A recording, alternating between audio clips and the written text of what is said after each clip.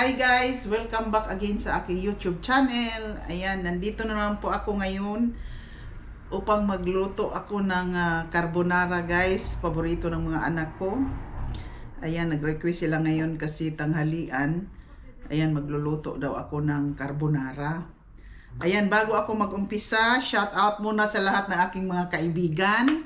Buyang Mix Vlog, Sismi si Rosco, Castro Mix Vlog, ayan, at si Edlin Failano, ayan, at sa lahat ng mga kaibigan ko sa YT World, maraming salamat po sa inyong walang sawang support sa aking YouTube channel. Ayan, mega shout out sa lahat, sa hindi ko pa nabanggit, ayan, mega shout out po sa inyong lahat. Ayan, mag-umpisa na tayo sa ating pagluluto. Ayan. Meron na po akong hinanda ditong mainit na tubig guys para hindi na matagalan ang aking pagluluto. Ayan. Ano ko na yan, iinitin ko uli. Ayan.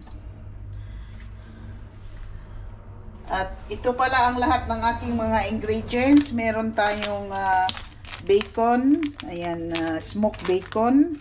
Meron tayong 2 itlog, cheese, at parmesan cheese pang toppings. At meron tayong 500 grams na spaghetti, pasta, at isang bawang. Ayan. Yung iba guys, hindi nila nilalagyan ng bawang, pero sa akin lalagyan ko kasi para mabango at matanggal din yung amoy ng karne. Ayan, umpisahan na natin. Ayan guys, kumulo na po ang ating tubig at ilagay ko na ang pasta. Ayan. Ayan.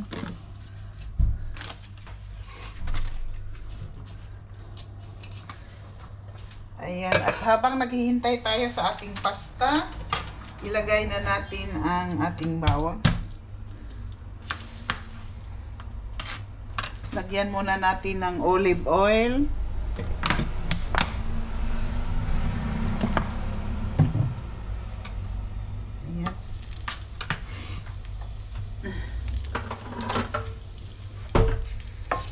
At ilagay natin ang ating smoked bacon.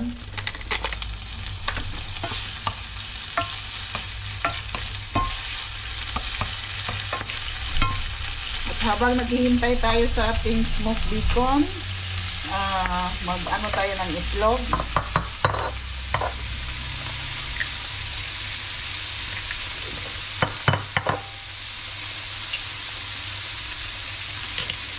Ayan. Yan ang style ng Italian carbonara. Sa akin noon, nagluto na po ako ng Italian carbonara. Nilagyan ko yun ng cream. Sabi ng mga anak ko, huwag daw lagyan ng cream. Cheese lang at saka itlog. Ayan. Ganyan ang pagluto ng Italian style na carbonara. Madali lang po guys lutuin ito. Ayan. Tapos ito ang ihalo natin mamaya pag maluto na yung pasta. Lagyan natin ng black pepper.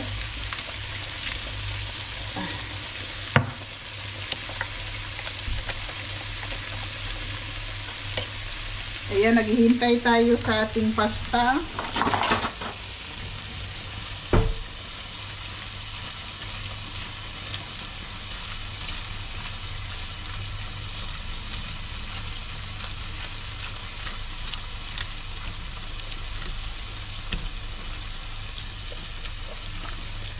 Ayan, takpan. At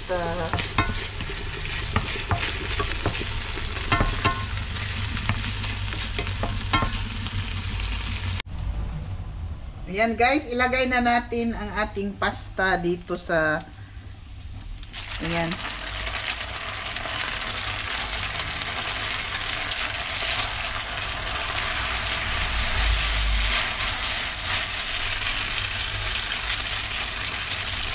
Okay lang yan, may konting tubig guys kasi ayan.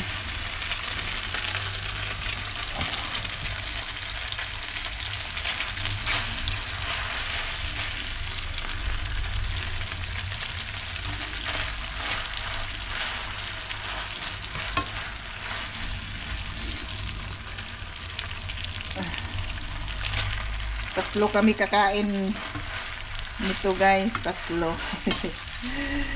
Kaya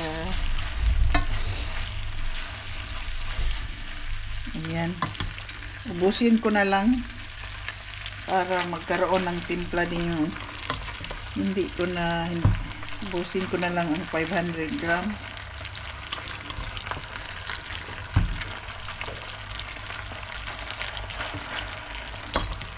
Wala.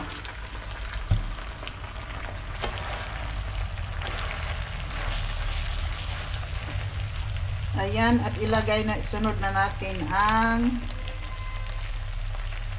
patayin na natin ang apoy.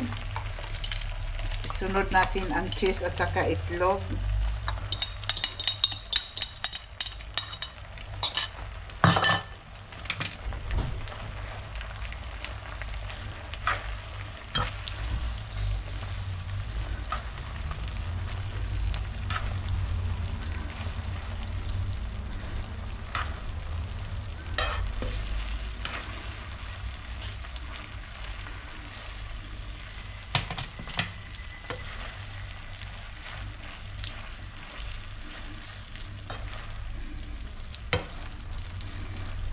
Lagyan natin ng pepper.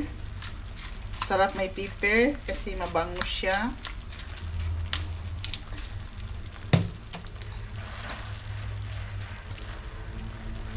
Ayan, luto na po guys. At ilagay na natin dito sa ating lalagyan.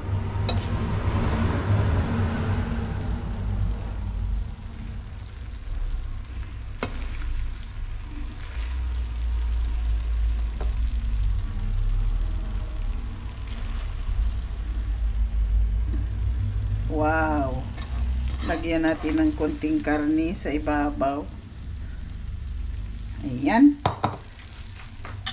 At lagyan natin ng parmesan cheese. Lagyan natin ng parmesan cheese. Ayan. At lagyan natin ng basil leaves. Ayan, ito na po guys ang aking pasta carbonara. Simple recipe lang po guys. Madali lang po lutuin. Ayan.